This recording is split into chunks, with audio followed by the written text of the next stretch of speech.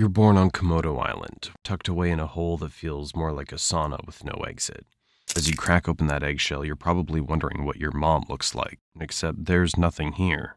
No, you're on your own from the get-go. And that's not even the worst part. You see, in the Komodo Dragon world, even your siblings could be your worst enemies. You might be lucky enough to be the first one to hatch, so before you even think about taking your first breath, you've got to get the heck out of there fast. Scramble up the nearest tree like your life depends on it, because it quite literally does. You're not just avoiding your siblings, you're dodging hungry adults who wouldn't mind a bite-sized snack like you. To them, you're just a free McNugget. So there you are, clinging to a tree branch, getting your first real look at the world. For now, just focus on surviving your first few days, because the real adventure's just beginning. For the next few months, you're on a strict no-ground diet, because down there it's a jungle in the most literal sense, where every step could be your last. Imagine living on the 50th floor of a skyscraper because the streets are filled with zombies. Yeah, it's kind of like that, only instead of zombies, it's your very own kin patrolling the ground, all ready to take a bite out of anything that moves. You're not completely defenseless, though. You've got instincts, quick reflexes, and a strong survival instinct that kicks in from day one. Plus, you've inherited a handy little trick, the art of camouflage. With your molted brown and green scales, you blend right into the leaves and bark, making it that much harder for anything hungry to spot you. Think of it as your very own invisibility cloak, but instead of dodging wizards and Hogwarts, you're avoiding becoming someone's lunch. At this stage, your life is all about Survival 101. Find food, stay hidden, and whatever you do, don't fall out of the tree. Your diet's about as varied as a college student's during finals week, whatever you can scavenge or catch, from insects and small lizards to the occasional bird that's too slow for its own good. Every meal's a victory, and every day you avoid becoming a meal is an even bigger win. But don't get too comfortable in that tree, because soon you're going to have to face the real world down below. And trust me, that's when things really start to get interesting.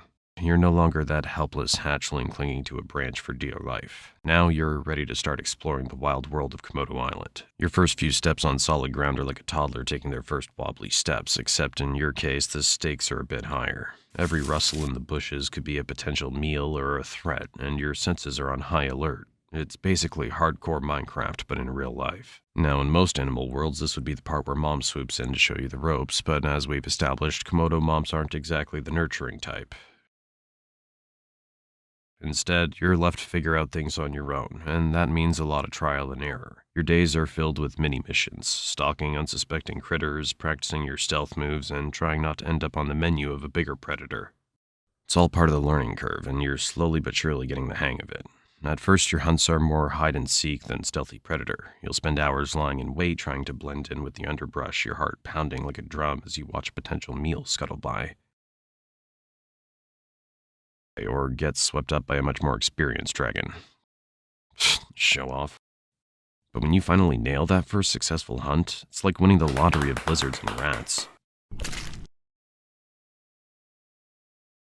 As you grow, so does your confidence. You're exploring further from your original tree, pushing boundaries, and generally acting like the reptilian version of a rebellious teenager. Each day, you become a little more daring, a little more skilled, and a lot less likely to end up as someone else's dinner. But it's not all smooth sailing. Remember those siblings you escaped from at birth? They're still around, and now it's time for some good old-fashioned sibling rivalry. And the prize is, well, not dying. As you transition from Komodo teen to adulthood, you start to realize that the world is both bigger and smaller than you once thought.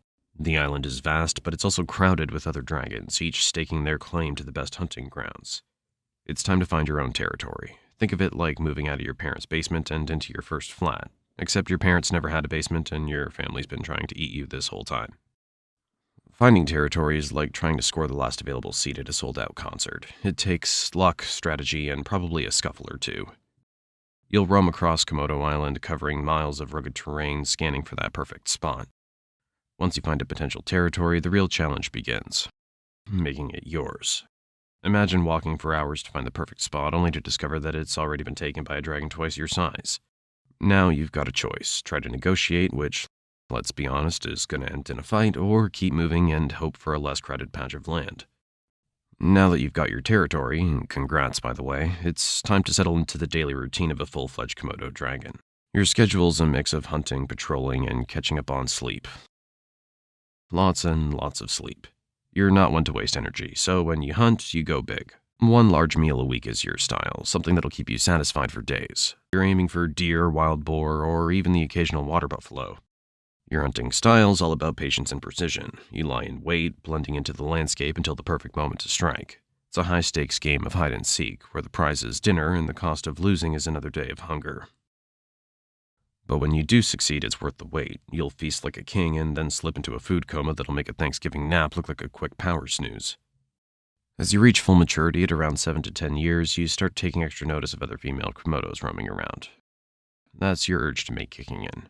Mating season's like the ultimate dating game. You're sizing up potential partners with a mix of curiosity and caution. For male dragons, the competition's fierce. You've got to prove your worth to the ladies, and that means showing off your strength, size, and survival skills. If a female finds you impressive, she might just let you get close enough to mate. Just don't screw up your chance because the competition's tough and your brother might just be waiting in line. Once you've successfully mated, your job isn't quite done. If you're a female, you'll lay your eggs in a carefully selected spot, burying them deep to protect them from predators. After that, it's back to a solitary life, leaving the next generation to fend for themselves just like you did. You've somehow made it past 10 years and all the way to 15. Congratulations. In the wild world of Komodo dragons, that's like reaching your 90s with all your teeth intact. But here's the thing, you're not as quick as you used to be, and those once impressive muscles aren't quite as strong. You've earned every scar, every notch on your scales, but now survival requires a different kind of strength, one that comes from experience and wisdom rather than brute force.